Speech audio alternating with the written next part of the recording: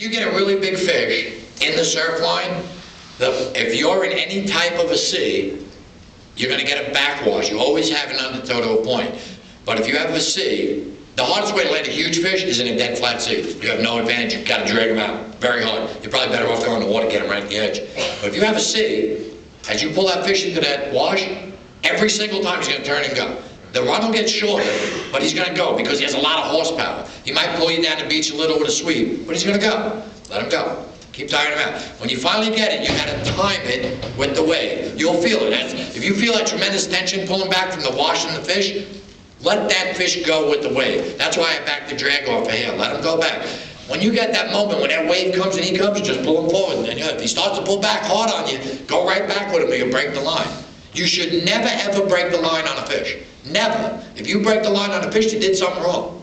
In all the years I've been bass fishing, I've never broken a line on a fish. I've pulled hooks and I've had stuff happen, but I've never broken the line on a fish. That way you have no fish stories. I also don't fish light line because I'm not in this business to catch little fish. And that BS that light line catches more fish is a bunch of crap. It does with lures because it affects the action. But with bait, you could fish rope. You could fish rope because they don't care about that. So then you're saying steel leaders doesn't matter at night? Let me tell you something about steel leaders. Anybody know a guy named Dennis Wolf? You ever hear that name? Dennis is a good fisherman. He used to fish with me years ago. Dennis fished nothing but piano wire. You know, the brown straight wire you use offshore? He caught as much or better than everyone I've ever fished with. And all the money in the world, I want to fish wire, but I can't say it doesn't work because right in front of me, he caught as many fish as I did. So he had the confidence. See, there's where confidence comes in. He had the confidence to fish wire. You couldn't give me wire. I wouldn't fish it. But he did, and he did good. So there it goes, you know what I mean? Everyone, right. Do you use chase hooks or circle hooks? That's a good question. You should only use a circle hook in a tide.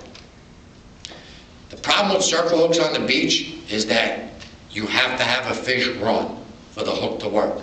If you have a bite where the fish are finicky, you can't set the hook. So if he doesn't actually run, you can't hook him. In a tide, if the fish runs, the fish hooks itself. Circle hooks you gotta be careful with. If you're a fisherman that likes to really set the hook, you shouldn't be using circles. It's instinctive to set the hook, and that don't work. Circle hook is designed for the fish to eat, swallow the bait, close his mouth, moves off, and as the line tightens, hooks.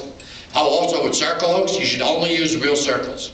You should never use what I call pseudo circles. Those are the ones that look like a real hook with a hangnail. That is not a real circle. That hook's a piece of garbage. You want 100% circle. If you use a real circle on a tide, you won't miss a fish. It's a 99.9% hookup ratio.